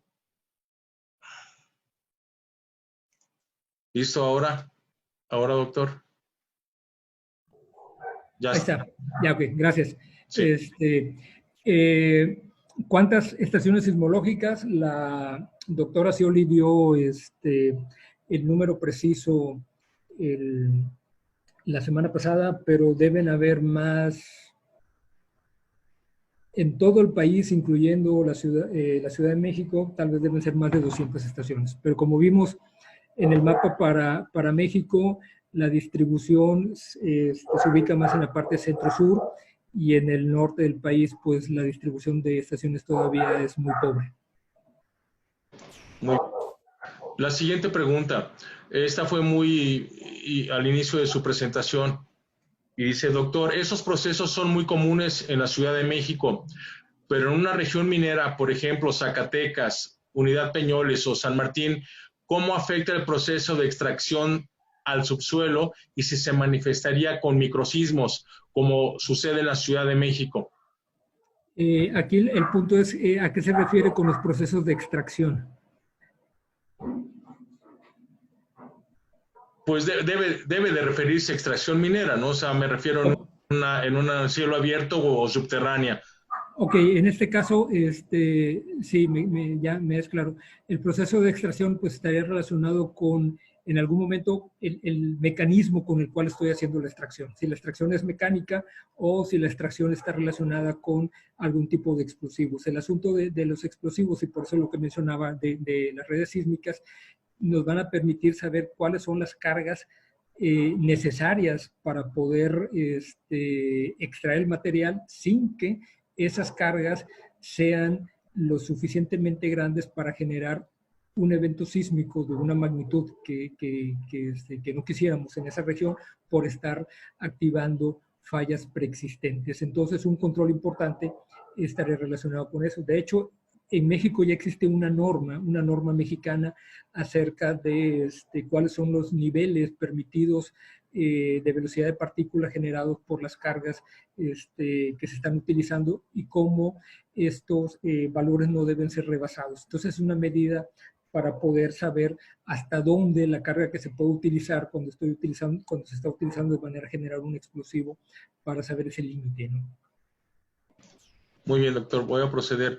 En algunos casos puedo leer el nombre porque está identificado, si en este caso dice que es de Roberto Ortega. Sobre sismicidad inducida por inyección de agua, como en el caso de Oklahoma, ¿cuántas regiones se han podido alcanzar en México? Y otra pregunta del mismo, si ocurren durante fracking o en zonas geotérmicas, como cuando se aumenta la presión de pozos, ¿cuántos hay reportados en el país? Bien, me voy con la segunda, que es la más rápida. En la parte de geotérmica, es una actividad que ya lleva mucho más tiempo en nuestro país. Existen ya campos emblemáticos en nuestro país, tanto en el centro de la República como en el Valle de Mexicali, que algunos de ellos ya llevan mucho tiempo siendo monitoreados, y para algunos de ellos sí se ha podido encontrar que hay una correlación entre la inyección de fluido y la sismicidad que está asociada a estos campos. O sea, cosas importantes, que era lo que les mencionaba con las preguntas que se deben responder, que hay una correlación entre el tiempo, la correlación espacio-temporal de la inyección de fluido y la actividad sísmica concentrada en la región donde se está aplicando esto. Dos casos documentados en el Valle Mexicali, gente en CICES ha estado trabajando con esto, la doctora Eva Glauaca, y investigadores en la parte del centro del país, sobre todo la UNAM y otras regiones también, Comisión Federal de Electricidad. En el primer caso, en referente a la primera pregunta, es la pregunta que tiene mucho interés y que todos tenemos el interés en poder resolver. Uno de los aspectos importantes es saber cuántos pozos no convencionales están funcionando, ¿no? O sea, hay información que se puede consultar en la página de la Comisión Nacional de Hidrocarburos. Algunos de estos pozos han sido exploratorios. ¿Qué significa que sean exploratorios? Que nada más duran durante un determinado periodo de tiempo.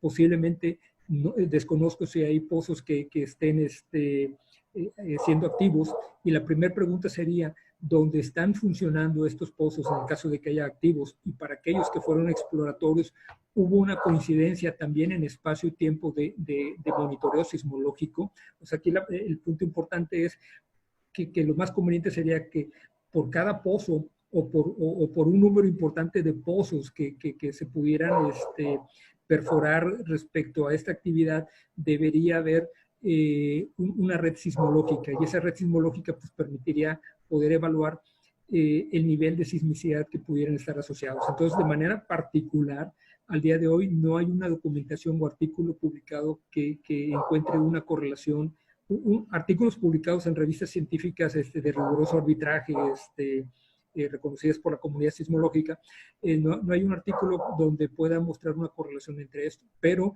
es un punto que es de gran interés, y nosotros ahorita, por ejemplo, yo les mostré que con el incremento de estaciones sismológicas podemos empezar a ver cosas que antes no se podían ver. Entonces, uno de los puntos, y espero haber podido responder la pregunta, es que por cada pozo sería conveniente que debería haber al menos 3 o 4 estaciones cercanas para poder estar monitoreando si esa inyección de fluido es capaz de generar algún tipo de sismicidad. Eso es para los pozos no convencionales, pero también hay que recordar que en nuestro país también hay pozos convencionales, y hay muchos pozos convencionales que su nivel de yacimiento ya va siendo cada vez menor. Entonces, en algunos de estos casos se puede utilizar esa técnica de inyectar aguas residuales para poder aumentar de nuevo la presión.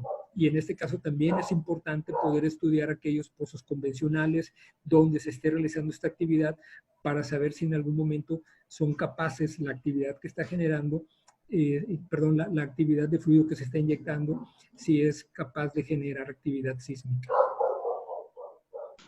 Muy bien. Doctor, le voy a rogar ser un poco más puntual porque cada vez están incorporando más preguntas. Entonces, ok, sí. Sí, va a la siguiente.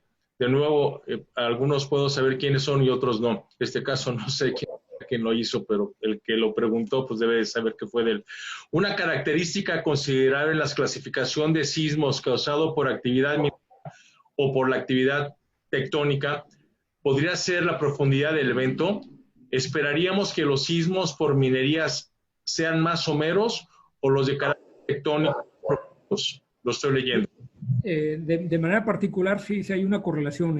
La sismicidad inducida siempre va a ser característica, va a tener profundidades cercanas a la superficie. ¿Por qué? Porque todas las actividades que están haciendo por el hombre están en la parte más cercana a la superficie, ¿no? Entonces, estaríamos hablando de 3, 4, 5 kilómetros. Y de manera particular, la actividad de carácter natural pues está asociada a profundidades mayores. Sin embargo, hay algunos casos en donde también hay sismicidad cercana a la superficie, por ejemplo, como en el Valle de Mexicali y recientemente en el 2010 que hubo un terremoto de magnitud 7 que rompió la superficie de la Tierra. O sea, ¿qué significa? Que el sismo fue exactamente en la superficie. Pero de manera particular, la sismicidad inducida debe ser muy somera.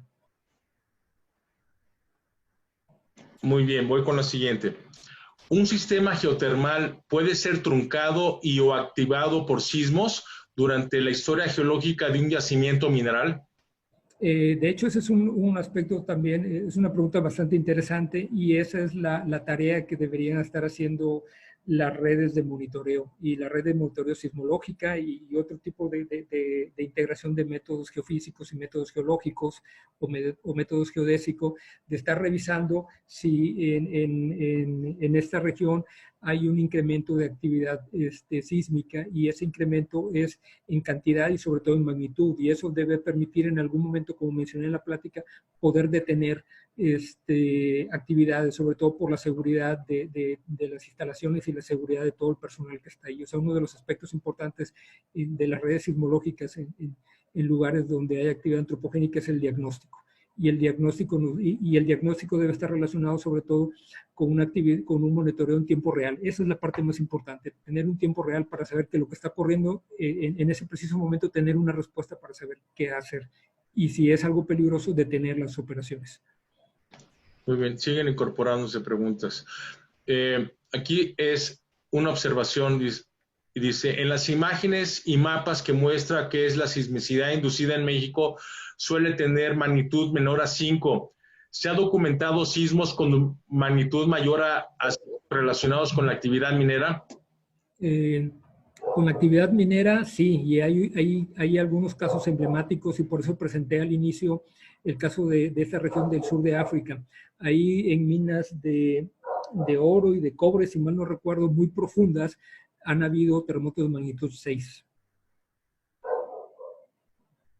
Esta es una observación, dice que me hubiera gustado, bueno, más bien que para la próxima presentación, que estoy seguro que vamos a tener con usted, que le gustaría que se hubiese enfocado en las zonas mineras como Guerrero, Oaxaca, Zacatecas, San Luis Potosí, etcétera, ¿no? Yo creo que pues, lo tendremos para una futura plática. Estoy con las preguntas. ¿Cuáles serían algunas medidas preventivas o recomendaciones para que esta actividad inducida no tenga un alto nivel de riesgo en la población? Bien, puedo mencionar también un poquito acerca del otro comentario. Sí es de interés poder revisar la actividad minera en esos estados, pero uno de los detalles importantes que comentaba es la ubicación de cada uno de estos puntos mineros y la relación cercana de estaciones sismológicas. O sea, es una tarea bastante significativa. Una de las imágenes que les presentaba al inicio es todos los proyectos de exploración. Entonces, hay que tener en consideración cuántas estaciones sismológicas deberíamos tener o deberían estar instaladas para estar monitoreando muy de cerca cada uno de estos proyectos. En el segundo punto estaría relacionado con ¿me puedes repetir la segunda parte, perdón? Justo. Dice, voy a repetirla. ¿Cuáles serían algunas de las medidas preventivas o recomendaciones para que esta actividad inducida no tenga un alto nivel de riesgo en la población? Sí, ese también es un punto muy importante que hice un poco de mención en las conclusiones. El tener una red de monitoreo sísmico va a permitir poder identificar varios aspectos. El nivel de línea base de la sismicidad, o sea, uno de los aspectos importantes antes de una actividad generada por el ser humano es ver si en la región había actividad sísmica.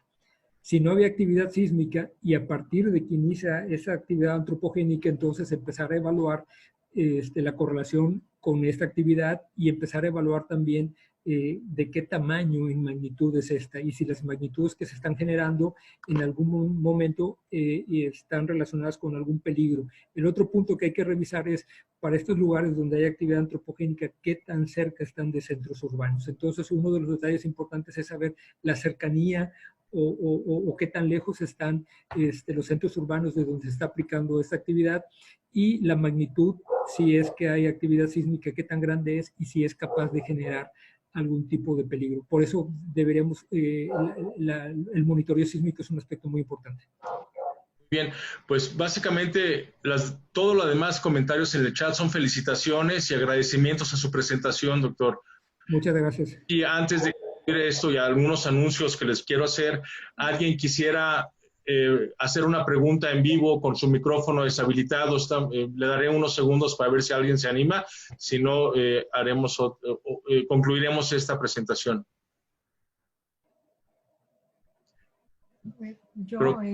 Sí, adelante. Sí. Buenas tardes. Muchas gracias por la presentación, Andrés. Muchas gracias por tu trabajo en la planilla comunicación. Existe una pregunta rara. Así como hay un plano de riesgo geológico, riesgo por el volcán Popocatépetl, ¿se podría hacer un plano similar para la Cuenca de México? ¿Qué áreas son más susceptibles de tener esos riesgos sísmicos por la extracción del agua en la cuenca?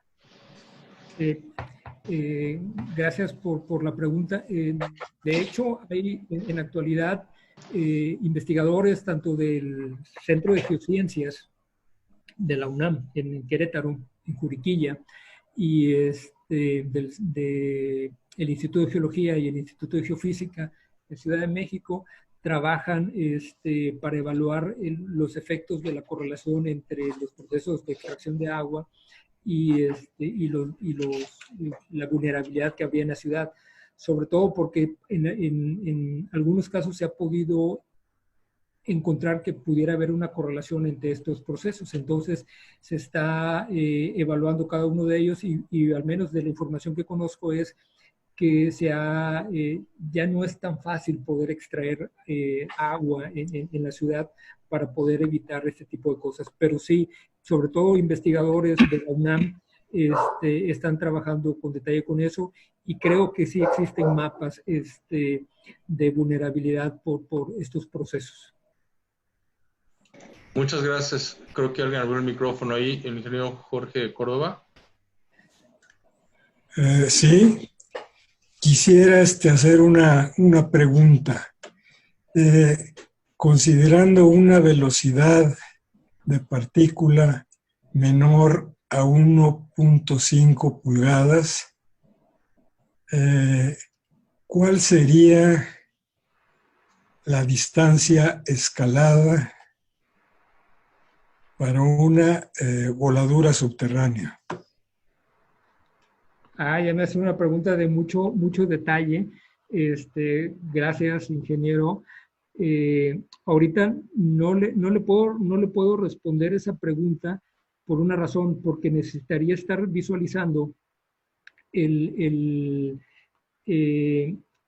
la gráfica en donde podemos visualizar cómo es el comportamiento del espectro. O sea, si usted recuerda, a nivel internacional existen 3 pendientes que me identifican para diferentes rangos de frecuencias y distancias el umbral máximo que debería tener la velocidad de partícula.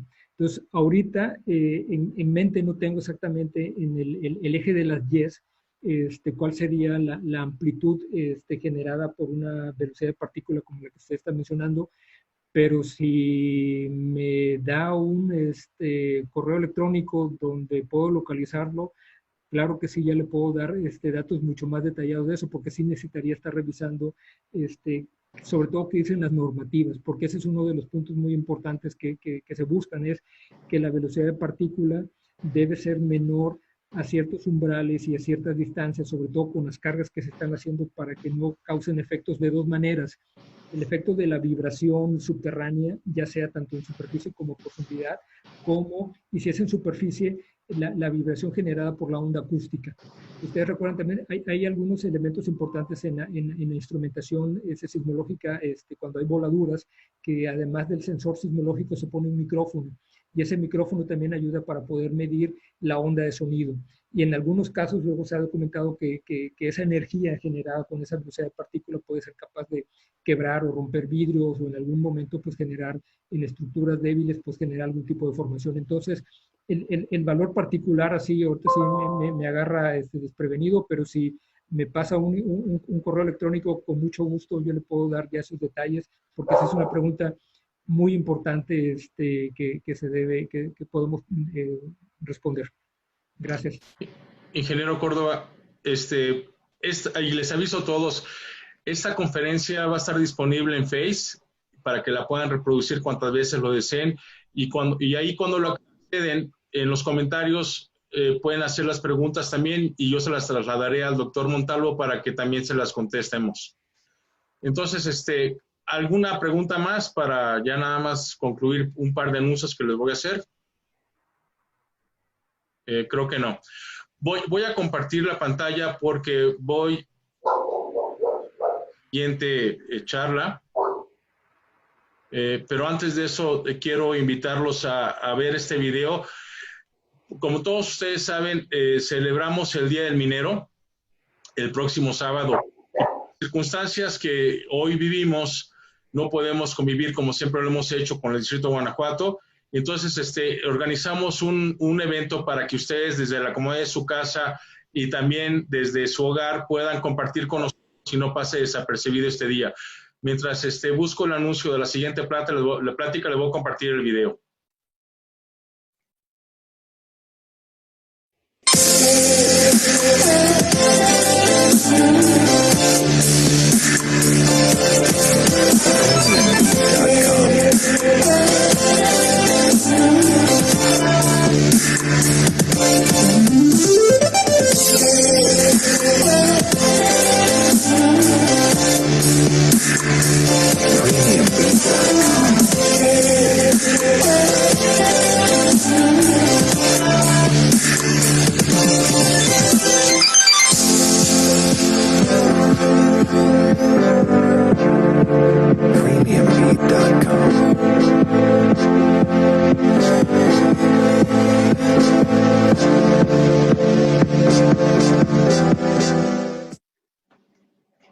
Muy bien. Básicamente estamos con esto también cumpliendo parte de los objetivos de la asociación, que no solamente es el técnico, sino también generar la fraternidad y mutualismo entre nosotros. Esperamos que nos vean en Face y les voy a decir cuál es la siguiente plática antes de salirnos, para que también estén pendientes. Pues con esto les doy finalización a este evento y agradezco mucho su presencia y nos veremos para los que sigan estados interesados en los temas la siguiente semana. Les voy a leer el título mientras cierro la sesión. Es identificación y mapeo de riesgos por fenómenos de remoción en masas, hundimientos e inundaciones, vías de comunicación, zonas urbanas y zonas de antiguas minas. Impartido por el doctor Juan Carlos Mora Chaparro, investigador del Instituto de Geofísica del Campus Morelia de la UNAM. Entonces, con esto finalizo la presentación y esperamos vernos pronto por aquí. Muy amable y gracias por su participación. De nuevo, esta conferencia va a estar disponible el día de mañana en Face. Y los esperamos el sábado para que nos acompañes. Muy amable y buenas noches. Gracias, doctor. Gracias. Hasta luego.